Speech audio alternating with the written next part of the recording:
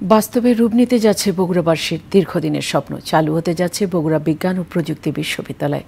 উচ্চশিক্ষা প্রতিষ্ঠানটির জন্য 22 বছর আগে হওয়া আইন কার্যকর হয়েছে গেল 22 মে। ফলে দেশে সরকারি বিশ্ববিদ্যালয়ের সংখ্যা দাঁড়াবে 54টি। এ বিষয়ে গেজেট প্রকাশের পর প্রধানমন্ত্রী শেখ হাসিনার প্রতি কৃতজ্ঞতা জানিয়েছে বগুড়াবাসী। এখন দ্রুত বিশ্ববিদ্যালয়ের কাজ শুরুর দাবি জানান তারা। বগুড়া থেকে আতিক রহমানের রিপোর্ট।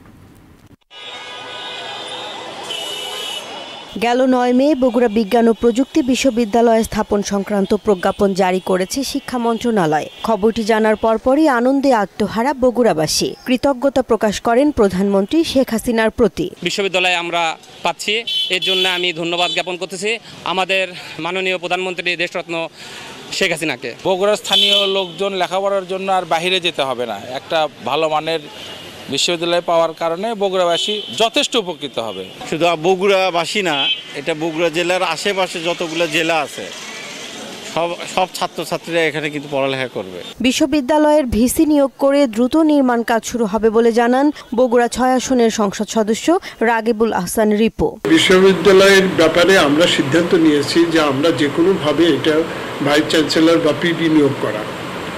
যদি শিক্ষামন্ত্রী পিডি দেন তাহলে পিডিকে নিয়ে আমরা বগুড়ায় কার্যক্রমটা শুরু করতে চাই। আর যদি উনি ভিসি নিয়োগ দেন তাহলে আরও ভালো। এটা খুব বেশি হলে আগামী 2-3 সপ্তাহের মধ্যে আমরা সত্যিকার অর্থেই যাতে দৃশ্যমান করা যায় আমরা সেই চেষ্টা করব। বগুড়ায় পাবলিক বিশ্ববিদ্যালয় স্থাপনের মাধ্যমে উত্তরবঙ্গে উচ্চশিক্ষার মাইল ফলক উন্মোচিত হবে, এমনটাই আশা বগুড়াবাসীর। জেসমিন আলম, মোহনা সংবাদ।